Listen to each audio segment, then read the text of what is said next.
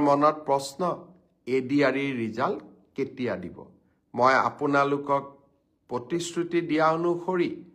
একেবাৰে মাৰ্চ মাহৰ 7 তাৰিখৰ আগতে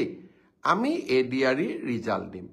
কিন্তু এডিআৰিৰ ৰিজাল্টৰ কাৰণে আপোনালোকে উৎকণ্ঠিত হৈ থকাৰো কোনো কাৰণ নাই কাৰণ প্ৰত্যেকখন বহি বা OMR শীট এনসাৰ কি এটি আপোনালোকৰ হাততে আছে গতিকে সেবাই ৰিজাল্ট দিয়ক বা নিদিয়ক আপোনালোকে নিজেই নিজৰ ফলাফলৰ আকলন এটা কৰিয়েই ল'ব পাৰে যোৱাকালি অসম বিধানসভাৰ মনত প্ৰশ্ন এডিআৰিৰ ৰিজাল্ট কেতিয়া দিব মই আপোনালোকক প্ৰতিশ্ৰুতি দিয়া অনুসৰি একেবাৰে মাৰ্চ মাহৰ 7 তাৰিখৰ আগতে আমি এডিআৰিৰ ৰিজাল্ট দিম কিন্তু এডিআৰিৰ ৰিজাল্টৰ কাৰণে আপোনালোকে উৎকণ্ঠিত হৈ থকাৰো কোনো কাৰণ নাই কাৰণ প্ৰত্যেকখন বহি বা OMR শীট এনসাৰ কি